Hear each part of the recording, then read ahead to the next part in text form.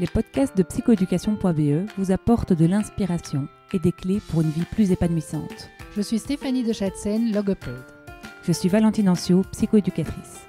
Ensemble, nous avons créé psychoéducation.be qui organise des événements dans les domaines de la psychologie et l'éducation.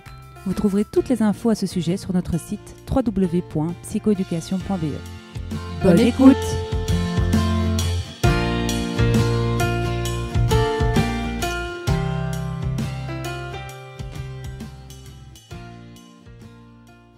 Bonjour, nous allons parler d'anxiété. Salut Stéphanie. Bonsoir Valentine. Ça va? Ça va bien. Est-ce que ça t'arrive d'être anxieuse toi parfois? Évidemment, comme tout le monde. Mais ceci dit, j'ai longtemps cru que j'avais très peu d'anxiété. J'en avais pas conscience. Ah oui. Ouais. Et comment t'as découvert que tu l'étais? Eh bien, quand j'ai appris à accueillir mes émotions et à les écouter. Okay. Mais en fait, j'ai toujours trouvé que j'étais très bonne pour gérer les émotions. Jusqu'au jour où je me rende compte qu'en fait, j'avais l'impression de bien les gérer parce que je ne les écoutais pas, que je les fouillais, que je faisais comme si de rien n'était, mais j'avais en fait beaucoup de symptômes somatiques. Ah oui, comme quoi par exemple? Comme mal au dos, vous savez, tu sais, les trucs, j'en ai plein le dos, mal à la gorge, beaucoup tousser, le truc qui m'est resté en travers de la gorge. Et depuis que j'ai appris à travers toutes les formations qu'on donne, toutes les formations que j'ai suivies en développement personnel, j'ai appris que aujourd'hui, on devait accueillir ces émotions. On en parlera certainement tout à l'heure, comment accueillir une émotion. Et depuis que je fais ça, eh bien, j'entends en fait que l'anxiété est là. Et est-ce que tu as moins mal au dos? Mais tout à fait. J'ai beaucoup moins de mal au dos. Je tousse moins. Ouais. Et voilà. Et alors, c'est pas toujours agréable du coup. Et comment tu ressens du coup aujourd'hui l'anxiété quand tu l'accueilles? Où est-ce que ça se manifeste? Comment ça se passe? Alors, je suis déjà beaucoup plus à l'écoute d'un truc qui se passe dans mon corps. Oups, il y a quelque chose qui ne va pas. Voilà, je sens que ça ne va pas comme d'habitude dans mon corps. Et donc là, je dois m'arrêter. Petite alarme. Petite alarme. Et donc, je m'arrête et je fais ce qu'on appelle la méthode Tipeee. C'est-à-dire la technique d'identification des peurs inconscientes. Qu'est-ce que c'est que ça? Alors, en fait, la méthode Tipeee, on doit se mettre dans un état de détente maximale. Donc, le mieux, c'est de faire ça coucher sur son lit, en étant sûr de ne pas être dérangé. Donc, bien relax. On peut faire d'abord 3 grandes respirations. Donc, vraiment essayer de se mettre dans un état de détente assez important. Et alors, à ce moment-là, on peut essayer d'imaginer la peur. Donc, par exemple, si j'ai peur, je sais pas moi, du vide, eh bien, j'essaye de m'imaginer au-dessus d'un précipice et j'essaye de faire revenir ces sensations physiques à moi. C'est un peu maso ton truc. Alors, ça peut être un peu maso. En même temps, comme on n'est pas confronté directement au vide, c'est quand même beaucoup moins intense et c'est tout à fait supportable. Et après, on se concentre vraiment sur les sensations physiques qui nous arrivent. Mais moi, je le fais au moment en fait, où l'anxiété... C'est mieux de le faire peut-être au moment où l'anxiété arrive. Voilà, je pense que la méthode Tipeee a fait ses preuves et fonctionne très bien. Mais moi, je l'applique plutôt directement en fait, moment en live. Voilà, moi, ça me convient mieux. Et donc, au moment où je ressens que quelque chose ne va pas, si j'en ai l'occasion, évidemment. Parfois, on doit gérer la situation. On n'a pas le temps de s'arrêter et dire « Oups, stop, j'ai été stressée parce qu'il y a un ballon qui est passé devant moi sur la route et que j'ai dû freiner bloc. Je ne vais pas m'arrêter toutes les voitures derrière moi pour faire la méthode Tipeee. Je la ferai peut-être plus tard. OK, mais voilà, quand c'est possible, je le fais sur le moment même. Et en fait, simplement, je me concentre vraiment sur les sensations physiques que je ressens. OK. Et donc, ça prend du temps? Alors, ça va très, très vite. Alors, donc, je me concentre. J'essaye vraiment de ressentir où se trouve l'anxiété en moi. Est-ce qu'elle est dans mon ventre? Est-ce qu'elle est dans ma gorge? Est-ce qu'elle est dans les jambes? Qu'est-ce qui se passe dans mes jambes? Est-ce que mes jambes tremblent? Ou est-ce qu'elles sont au contraire tendues? Dans mon ventre, est-ce que parfois on peut sentir une boule dans le ventre? On se concentre sur cette boule. Parfois, elle monte, elle remonte jusqu'à la gorge. On doit la laisser Parce que, évidemment, ce n'est pas très agréable de se concentrer sur ces sensations. C'est pour ça que je les fouillais très certainement avant. Aujourd'hui, je sais que je ne dois plus fuir et que je dois me concentrer sur ces sensations. Alors, ça peut un peu augmenter. Donc, à un moment, on peut de nouveau avoir envie de fuir. Il ne faut surtout pas fuir. Il faut continuer à ressentir. Et après quelques minutes, pas plus, parfois même encore plus rapidement, parfois même quelques secondes, c'est magique, la peur s'en va. C'est merveilleux. Donc, Ouais. en fait, tu écoutes l'émotion qui t'apporte un message dans ton corps, en analysant ton corps. Voilà. Et tu peux m'expliquer comment ça se fait que ça marche? Parce que parfois on dit il faut nommer les émotions ou il faut écrire ce qu'on ressent. Comment ça se fait que cette méthode Tipeee est efficace? Alors, on peut nommer, écrire, mais ce qui se passe en fait, c'est que quand on ressent une émotion, quelle qu'elle soit, pas rien que la peur, en fait, c'est l'amygdale de notre cerveau qui réagit en premier lieu. C'est la partie du cerveau qui réagit le plus rapidement à ce qui nous arrive, notamment aux émotions. Et cette amygdale, elle nous envoie des sensations physiques.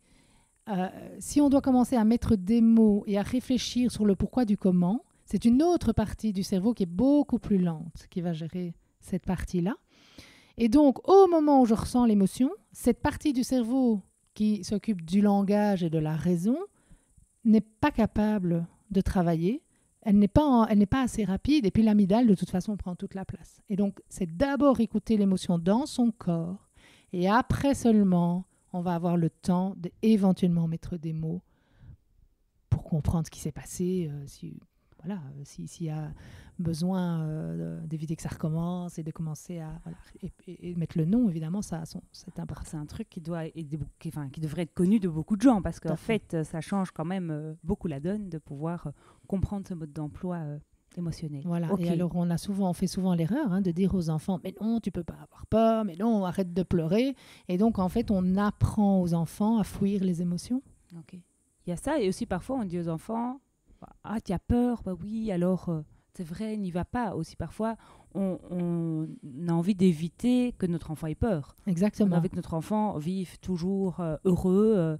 En fait, la peur, elle fait partie de la vie. Tout à fait. C'est pas dangereux. Non. Et donc, cette méthode permet de traverser cette peur en disant, voilà, c'est juste un mauvais moment à passer, à la limite, mais il faut la traverser plutôt que d'éviter une situation qui pourrait faire peur. Tout à fait. Parce que si on évite une situation qui nous fait peur, qu'est-ce qui se passe en fait? En fait, alors si je la fouille consciemment, donc qu'est-ce que je pourrais prendre comme exemple? On a peur du toboggan, on a peur du chien, on a peur... Voilà. Alors, si j'ai peur d'aller sur un toboggan, je suis un petit enfant, et que, oh non, je n'y vais pas, et qu'en plus ma maman me dit, tu as raison, n'y va pas, c'est dangereux. Bon, je fouille. En fait, mon cerveau, en fouillant, en repartant vers ma maman, je vais me sentir mieux qu'au moment où j'étais là devant ce grand toboggan. Donc mon cerveau va enregistrer quoi? Tu as fouillé, tu te sens mieux, tu avais bien raison, ça fait peur. Et donc, la prochaine fois que je me retrouverai devant le toboggan, j'aurai encore plus peur. Ok. Donc, en fait, c'est important de pouvoir encourager les enfants à prendre des risques. Exactement. Ok. Et alors, qu'est-ce qui se passe si l'enfant va quand même sur le toboggan? Il ne faut pas le forcer non plus. Je ne dis pas qu'il faut... Ça ne peut pas être violent. Non. Et dire maintenant, ça suffit, tu vas sur le toboggan, oui. c'est ton âge. Non, sûrement pas. Sûrement pas. Mais si on accompagne l'enfant en lui disant, d'abord, c'est normal que tu aies peur, on ne va pas lui dire, mais non, ça ne fait pas peur. S'il a peur, point. Ouais. Hors de question de lui dire, mais non, tu ne peux pas avoir peur. C'est normal que tu aies peur. Ce toboggan est grand. C'est tout à fait normal. Mais regarde, je vais te montrer, je vais te donner la main. Et tu vas voir que ça ne fait pas peur. Viens, on va y aller ensemble. Et en aidant l'enfant à y aller petit à petit, je vous dis, si on sent qu'il fait une crise de panique, c'est qu'on a été trop vite. On respecte le rythme de l'enfant, mais on dépasse un petit peu ses limites. Et si il arrive avec notre aide à aller sur ce toboggan et que ça se passe bien, par contre, là, son cerveau va enregistrer, mais finalement, ce n'était pas si terrible que ça. Et la prochaine fois qu'il sera devant le toboggan, il aura moins peur. Okay. En fait, traverser ses peurs, ça aide à grandir et à progresser. À fond. À tout âge ou juste dans l'enfance? Ah mais non, à tout âge, évidemment. Bien Ok. sûr. D'accord. Donc, même quand on est adulte, c'est important de traverser ses peurs. Exactement. On est bien d'accord. Ok. Donc, en fait, ça finit jamais. La peur, elle nous accompagne toute la Bien vie. sûr. Et donc, il faut s'en faire une amie, en Tout fait. à fait. Mais alors voilà, il faut aussi s'y exposer petit à petit, hein, parce que euh, parfois on est confronté, bon, la personne qui a peur des chiens par exemple, parce que, mettons, elle s'est fait mordre quand elle était petite et qu'elle est adulte et qu'elle a toujours peur des chiens, pour qu'elle puisse dépasser cette peur, on va pas, alors qu'elle a peur même de voir un chien au loin dans une cage ou en laisse, on va pas en une fois lui faire supporter un gros chien qui court vers elle et qui saute sur elle. Hein. Là, on va faire pire que bien. On va renforcer finalement la peur qui était déjà bien présente. Exactement. Donc, c'est Ok. vraiment important de s'exposer aux peurs de manière vraiment progressive, d'y aller petit à petit, de sortir de sa zone de confort un petit pas à la fois. Et de manière évidemment calculée. Un toboggan n'est pas dangereux en soi, c'est conçu Bien pour sûr, les enfants. évidemment. On ne le fait pas nager alors qu'il ne sait pas nager. Bien Quoi. sûr On que est non. dans un risque évidemment qui est assez mesuré. Quoi. Bien Ok. sûr. D'accord. Donc, la peur, si je comprends bien, elle s'apprivoise en l'écoutant dans son corps. Est-ce qu'il y a d'autres axes sur lesquels on peut agir pour l'apprivoiser? Alors, bon, la peur ne se manifeste pas que dans le corps, hein. Elle se manifeste aussi beaucoup dans les pensées. Voilà. Le docteur Ellis, qui est un des pionniers des thérapies cognitivo-comportementales, a élaboré ce qu'il appelle le modèle ABC. Alors, dans ce modèle, pour lui, le A, c'est une situation. Donc, par exemple, l'apparition d'un gros chien. Le B, c'est la pensée automatique. On a, dès qu'une situation se présente, directement une pensée automatique. Dans ce cas-ci, ce serait « Oh, le chien va me mordre ». Et tout de suite après, on a une émotion et un comportement, mais qui vont être induits par cette pensée. Donc ça, c'est assez intéressant. Évidemment, si la pensée est « Oh, le chien va me mordre », l'émotion va être la panique ou la peur, et le comportement va être soit de se figer, soit de s'encourir, de hurler ou que sais-je. Mais donc, ce qu'il nous dit le docteur Ellis, c'est qu'avant notre émotion vient une pensée, et que c'est cette pensée qui induit l'émotion. Et donc, on peut travailler sur ces pensées. Alors, on a tous des pensées automatiques, mais si on n'y prête pas attention et si on n'a pas l'habitude d'y prêter attention, on peut très bien ne pas en avoir conscience. Ce sont des pensées conscientes ou semi-conscientes. Donc, si on y prête attention, on peut les Modifier. et on peut s'en rendre compte et puis Ok. on peut les modifier. Ok. Voilà. Donc, d'abord, c'est les identifier qu'il faut faire. Ok, d'accord. Et donc, si moi j'ai peur de quoi, moi, si on fait un exercice, Oui. moi, voilà, j'ai peur de mettre deux patients à la même heure. Enfin, c'est une petite angoisse qui m'habite. Je comprends. Je comprends. Voilà, donc ça c'est quelque chose voilà, qui est compliqué pour moi et j'ai l'impression que si ça m'arrive, je serai incompétente, plus personne ne viendra en consultation chez moi, on va dire que je suis désorganisée, voilà, et donc voilà, bref, c'est quelque chose que moi c'est quelque chose qui génère de l'anxiété chez moi. D'accord. Alors, La gestion d'abord, de l'agenda. voilà, ok. Alors d'abord, j'entends que tu as déjà identifié tes pensées. Hein. Tu viens de nous les énumérer. Alors, on va modifier une pensée d'abord seulement si elle est irrationnelle.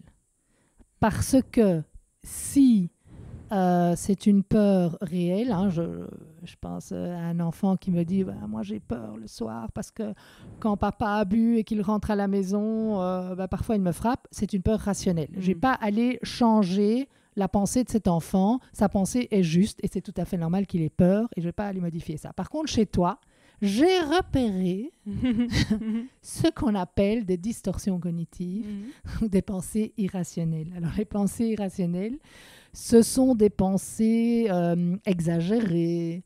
On a tendance à dramatiser ou à généraliser. Parce que finalement, est-ce que ça t'est déjà arrivé d'avoir deux patients au même moment? Oui, ça m'est déjà arrivé. Bon, combien de fois? Peut-être 2 ou 3 fois. En combien d'années? Une petite dizaine d'années. Bon, et tu es en train de me dire que, à t'entendre, on a l'impression que ça arrive toutes les semaines. Bon, donc voilà, déjà, hein, tu augmentes sans doute la probabilité que ça puisse arriver. Donc ça, c'est déjà une distorsion cognitive. Alors, On a souvent aussi des distorsions cognitives qui sont de l'ordre de je devrais, je dois être parfaite, je ne peux jamais me tromper, hein, Je dois être une bonne mère. Je dois être une bonne mère, je dois être une parfaite professionnelle de l'enfance. Je dois cuisiner tous les jours. Voilà, des petits plats bio pour mes enfants, sinon c'est dramatique, ils vont être... voilà. Mes enfants doivent tout réussir à l'école, sinon ils auront une vie pourrie. Voilà, on a un je dois, il faut. On a beaucoup de pensées comme ça. Et donc, comme j'ai repéré chez toi des distorsions cognitives, on va pouvoir faire ce qu'on appelle la gymnastique des pensées. Ah. Alors, rappelle-moi, quelles étaient ta liste de pensées négatives? Ah, il y en a plusieurs. Alors, c'est « Oh, j'assure pas la marchandise. Ils vont se dire que je sais pas gérer un agenda, que je suis pas fiable, que je suis pas compétente. » Je ne suis pas compétente. On va s'arrêter là-dessus. Donc, je ne suis pas compétente. Alors, donc la première étape de la gym des pensées, c'est de faire la liste comme ça de toutes les pensées négatives qui nous viennent et d'essayer de repérer celles qui sont exagérées. Et je suis sûre que tu seras d'accord avec moi, je ne suis pas compétente, c'est exagéré. Oui. On fait tous des erreurs, c'est pas pour ça qu'on n'est pas compétente. Tu es bien d'accord avec moi? Donc on est bien devant une pensée irrationnelle. Donc après avoir fait la liste et en avoir choisi une, je vais te demander quelles sont les preuves que tu es incompétente. As-tu des preuves que tu es incompétente? Est-ce que une personne qui s'est retrouvée avec une autre dans la salle d'attente a dit Mademoiselle Ancio, Madame Ancio, vous êtes incompétente?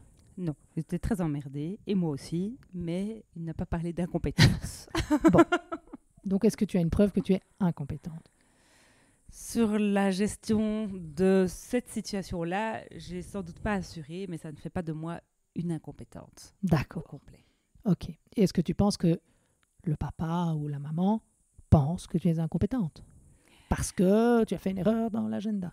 Je pense que s'ils ont pris congé, s'ils sont allés chercher leurs enfants à l'école alors qu'il y avait école, ils devaient râler quand même un peu. D'accord. Mais ça ne fait pas de moi une incompétente, mais donc ça fait que oui, c'est quand même un ennui réel. D'accord. Ça c'est rationnel. Ouais, ça, c'est rationnel. Mais est-ce qu'ils pensent pour autant que tu es incompétente? C'est irrationnel. Oui, ok. tout à fait. D'accord. Donc, tu n'as pas de preuve que tu es incompétente. Alors, ensuite, la question suivante, c'est... Admettons qu'ils partent en se disant « Madame Ancio est vraiment incompétente ». Et alors? Qu'est-ce qu'ils pourraient... Est-ce que c'est si grave? Alors, c'est sûr qu'il y a plus grave dans la vie. Hein. Mon ego serait peut-être un peu blessé, mais je pense que je pourrais m'en remettre et que, en fait, oui, il n'y a pas mort d'homme et que, voilà, c'est juste une petite étape à surmonter. Voilà, ok. Mais donc, ce ne serait finalement pas dramatique. Sur une échelle de 1 à 100, tu mettrais quoi comme note à la gravité de cette situation? Le fait qu'ils pensent que je sois incompétente? Non, je pense qu'on est en dessous de 10. D'accord. Ouais. On est bien d'accord. Ce serait quoi le 100? Le 100, ce serait que des membres de ma famille soient à l'article de la mort, ce serait de perdre un enfant, ce serait que la planète soit au bord de l'explosion. C'est ça. Voilà. Okay. Donc par rapport à ça... On est d'accord que voilà, on est entre 1 et 3. D'accord. Donc finalement, il ne pourrait rien arriver de si terrible et de si épouvantable. On est d'accord. Bon, si c'était... ta collègue adorée, Pat, qui vient frapper à ton bureau et qui te dit « Val, tu sais pas ce qui est arrivé, j'ai mis 2 patients en même temps, c'est terrible. » Tu lui dirais quoi? Ça m'est déjà arrivé. C'est vrai que c'est hyper dur, mais écoute, voilà, ils vont aller manger une glace avec leurs parents et en fait, peut-être que ça fera le même effet qu'une séance. Qu'est-ce que t'en penses? Voilà. Alors maintenant, est-ce que tu peux, pour terminer la gym des pensées, trouver une pensée aidante, c'est-à-dire une pensée rationnelle et juste, hein, parce qu'elle doit vraiment, tu dois être en accord avec cette pensée, une pensée que tu pourrais ressortir, si ça arrive encore, pour t'apaiser? Alors aujourd'hui, je dis un immense, mais un vraiment sincère merci à toutes les secrétaires qui gèrent mon agenda. Voilà. Mais voilà. Alors pour ceux qui ont la même angoisse que moi, ben voilà, ça peut être une solution. Ou alors, ça peut être de se dire qu'on a tous le droit de se tromper, en fait, et que l'erreur est humaine. Voilà. Et puis, tant que tu restes avec cette pensée, hein, si tu... Bon, voilà, la situation s'est passée, tu t'es excusé, les parents sont partis, voilà, la situation est close, mais que tu continues d'y penser encore pendant le reste de la journée, le week-end, qu'est-ce que tu ferais à ce moment-là? À quoi tu pourrais penser à ce moment-là? Ça ne m'est pas arrivé, ça ne m'a pas envahi jusque-là. Imagine.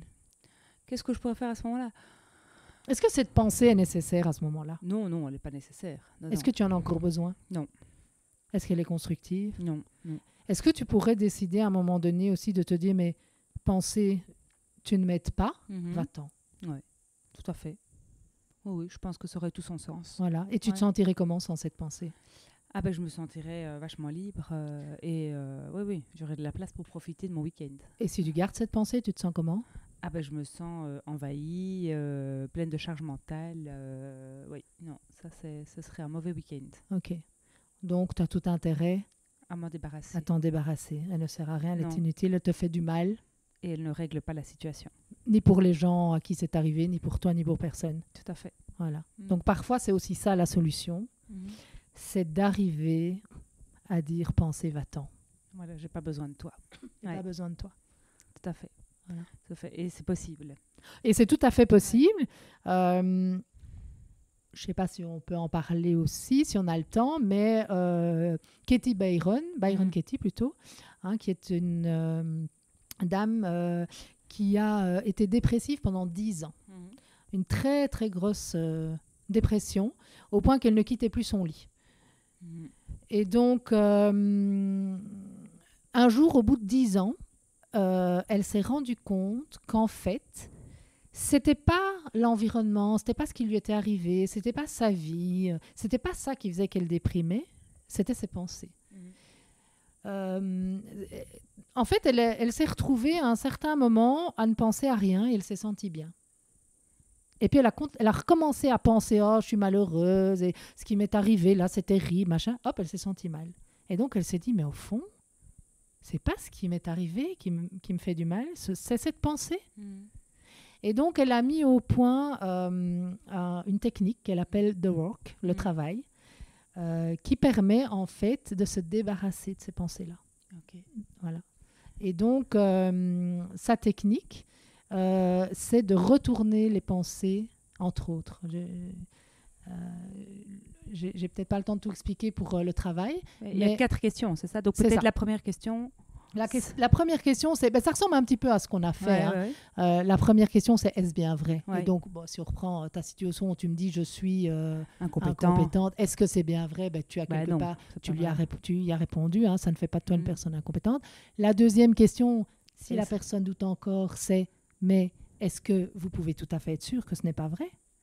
Oui, non, ça va, c'est bon. Je suis sûre que ce n'est pas vrai. Bien sûr que ce n'est pas vrai. La troisième question, c'est, et je viens de te la poser, c'est comment tu te sens quand tu penses à cette pensée.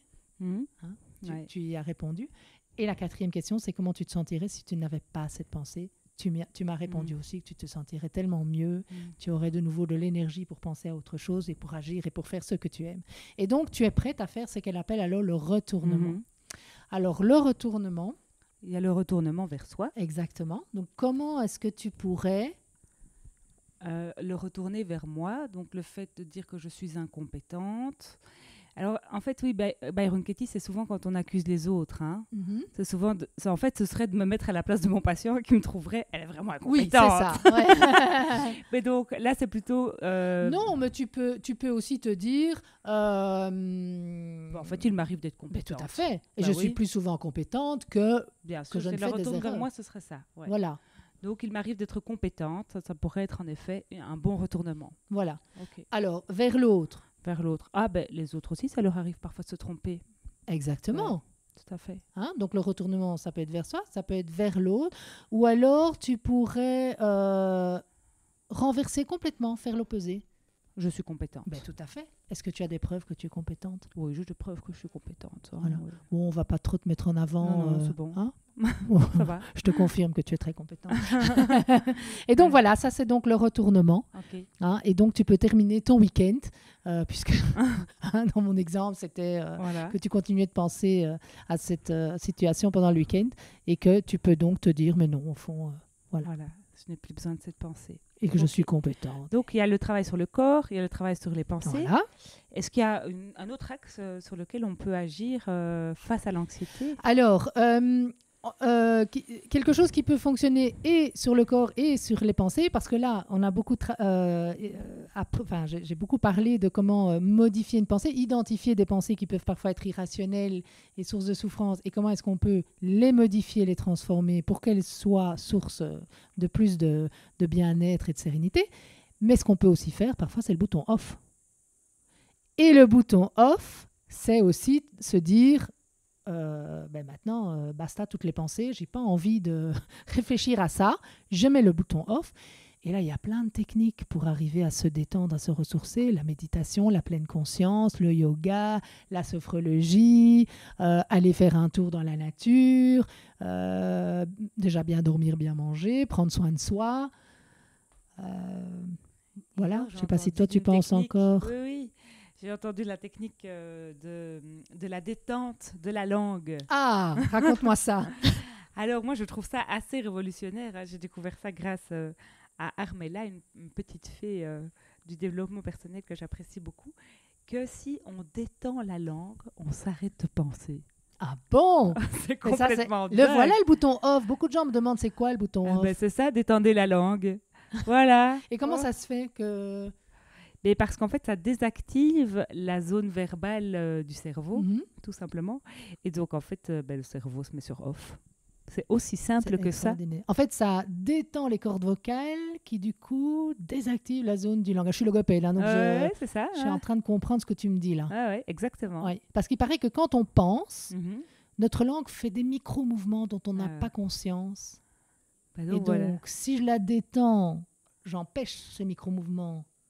Et donc, bouf, ça éteint la partie langage et donc les pensées. C'est magnifique. Voilà, il faut faire du stretching de la langue. Écoute, voilà, voilà, ça me paraît... c'est quand même un truc super intéressant parce qu'on peut faire ça partout, c'est ça qui est génial. Et c'est gratuit. Dans son lit, dans la voiture, voilà. Dès que vous avez des pensées qui s'emballent, détendez la langue. Ça me paraît être un très bon truc. Alors bon, moi j'ai beaucoup parlé, mais toi, Valentine, quels sont tes trucs pour gérer l'anxiété? Ah, moi, je suis bourre dedans. Bon, autrement dit, tu les affrontes, comme on en parlait tout à l'heure. Je les affronte, vraiment. Ouais, je me dis, voilà, en effet, j'écoute, bien sûr, la peur dans mon corps, mais voilà, si j'évite, en fait, ça revient plus fort chez moi. C'est comme si, voilà. Donc, je me dis, allez, on traverse la tempête. Et donc, et même parfois, j'ai tendance à me mettre des tempêtes, à m'imposer des tempêtes, voilà, pour me dire, voilà, je crois que ça... Tu sors exprès de ta zone de confort. Voilà, exactement. D'accord. Donc, même quand c'est pas nécessaire. Exactement. Ok. Alors, je dis pas que ça doit être le mode d'emploi de chacun et que c'est le modèle, hein. Mais moi, je crois que c'est ma façon de pouvoir apprivoiser le stress et l'anxiété, c'est de me dire, je nage dedans, bien à l'aise, quoi. Et donc, du coup, parfois, oui, je me mets des défis, même si c'est pas nécessaire. Ok. Voilà. Alors, moi, je sais ce que tu fais aussi. Tu fais de la calligraphie. Ah oui. C'est vrai que le dessin, la calligraphie... oui, parce que je suis pas non plus en mode violence envers moi-même toute la journée. Ce serait un petit peu malsain. Tu me rassures. C'est vrai que je m'apporte quand même des moments de douceur et de paix, sinon ce serait un petit peu trash. Mais c'est vrai que voilà, le challenge et le défi m'aident à gérer ça. C'est un peu paradoxal, mais j'ai besoin de moments en effet de détente. Et en Angleterre, il y a des clubs de calligraphie un petit peu à tous les coins de rue parce que si vous testez cet art ou voilà, ce loisir créatif, vous vous rendrez compte que si vous prenez des calligraphies, des typographies qui sont suffisamment complexes, vous n'allez pas pouvoir penser à autre chose. Et alors, on est aussi dans un plaisir sensoriel kinesthésique. Si vous prenez des bons feutres qui sont assez sensationnels, quoi. Donc c'est vrai que c'est très... voilà, c'est très plaisant sur le plan des sens d'avoir une belle plume, un beau marqueur pinceau, d'observer une calligraphie, de la reproduire, de maîtriser des techniques. Vous accommodez ça d'une petite musique apaisante et voilà, ça permet de rentrer dans le flow de manière assez rapide et plaisante. Et c'est vrai que voilà, c'est très apaisant pour ma part. C'est quelque chose que j'adore faire. Dis rien que d'en parler, je te sens toute zen. C'est vrai.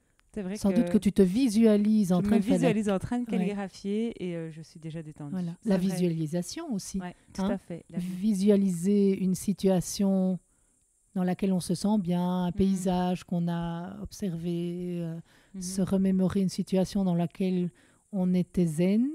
Ça permet aussi, comme là, je te sens toute zen. Je te vois bien, tu avais les yeux en l'air, là, je te voyais, là. Oui, j'étais dedans. Tu étais dans ta calligraphie. Voilà. Tout à fait. Et d'ailleurs, alors, je ne dis pas que je viens de faire une séance d'auto-hypnose, mais l'hypnose aussi peut être une solution super intéressante.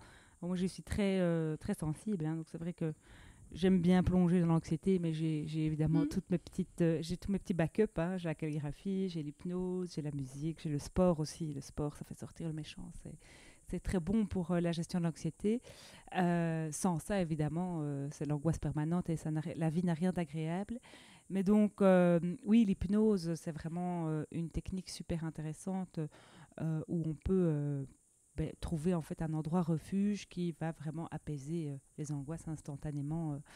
Et là, évidemment, il y a des praticiens spécialisés qui, moi, m'aident en tout cas à traverser les angoisses que je n'arrive pas à traverser seule, parce qu'en fait, parfois, il y en a qui sont quand même plus importantes que d'autres. Et donc, c'est important de se faire aider parfois par des professionnels. Oui. Et donc, dans mon cas, l'hypnose fonctionne merveilleusement bien.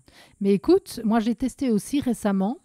Et j'ai attendu longtemps avant de tester ça parce que contrairement à toi, je n'y suis pas sensible. Enfin, je pensais ne pas y être sensible.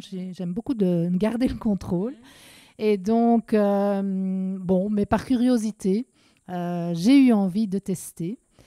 Et j'ai eu l'impression pendant la séance de ne pas du tout arriver à me détendre. Alors d'abord, pour les gens qui ne connaissent pas l'hypnose, on ne se retrouve pas du tout dans un état second où on ne se rend compte de rien et où l'autre peut vous mettre dans la tête des tas de choses. Hein. On reste tout à fait conscient. Hein. Mais même, je n'avais pas l'impression d'être hyper détendue. J'avais l'impression d'être encore très présente.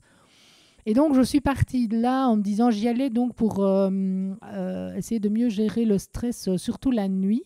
Parce que je suis trop souvent, alors que j'ai toujours bien dormi, mais ces derniers mois, je me réveille quasiment toutes les nuits avec des pensées complètement stupides, du genre « Oh, il n'y aura pas assez de café demain à la formation ». Et puis ça me trotte dans la tête, impossible de me rendormir pendant 1 heure au moins autour de « il n'y aura pas assez de café », alors que si je pensais à ça le matin, tout serait réglé en 30 secondes. Enfin, ça n'a rien de grave.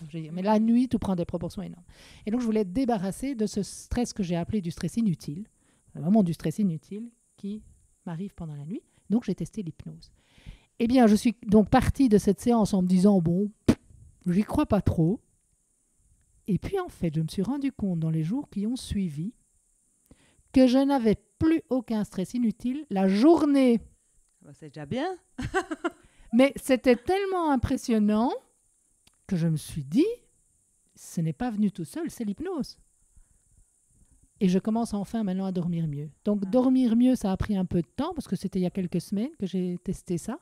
Et donc, même quand on pense, c'est là que je voulais en venir, mais quand on pense qu'on n'est pas sujet à l'hypnose parce qu'on a trop besoin du contrôle et qu'on ne va jamais se lâcher, etc., eh bien, j'ai été surprise, mais pour moi, ça a marché quand même. Oui, parce que l'hypnose agit sur l'inconscient et donc, en fait, ça déprogramme des comportements, des habitudes auxquels on s'accroche et en fait, voilà, c'est juste une autre porte d'entrée pour pouvoir devenir une meilleure personne et avoir une meilleure version de soi-même voilà, pour traverser la vie. Tout à fait. Et c'est la raison pour laquelle nous organisons d'ailleurs une formation sur l'hypnose dans notre panel de formation sur le site psychoéducation.be. Ouais, tout à fait.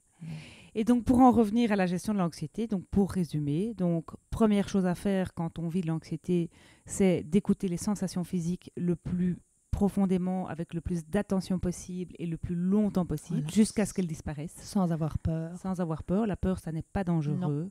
Voilà. Donc c'est pas agréable, c'est un peu désagréable, mais ce n'est pas dangereux et ça passe. Ok. Deuxième chose à faire, c'est analyser ses pensées. Oui. Est-ce qu'elles sont justes? Est-ce que c'est la vérité? Est-ce que c'est rationnel? C'est pas irrationnel? Est-ce que c'est logique? Est-ce qu'on a des Voilà. preuves? Qu'est-ce qu'on dirait à une amie? Oui. Voilà, c'est vraiment ça. Et troisième chose, il y a plusieurs choses qu'on peut faire. C'est soit on combat la peur. Voilà, on sort de sa zone de confort. On l'affronte. On se prouve quelque part que voilà, on est capable. Ou alors, on peut avoir des portes de sortie, telles que la pleine conscience, la calligraphie ou l'hypnose. Voilà. La sophrologie, le yoga. Donc, en fait, il n'y a pas de problème, quoi. Il n'y a aucun problème, il n'y a que des solutions. Et d'ailleurs, on dit que s'il n'y a pas de solution, c'est qu'il n'y a pas de problème. Ou qu'il n'y a pas de problème, il n'y a pas de solution. Je ne sais plus, mais à tout problème, il y a une solution. Ok, donc génial. Vive l'anxiété, en fait. Voilà, qui nous fait grandir. Génial, fantastique. Merci, merci Stéphanie. Merci Valentine.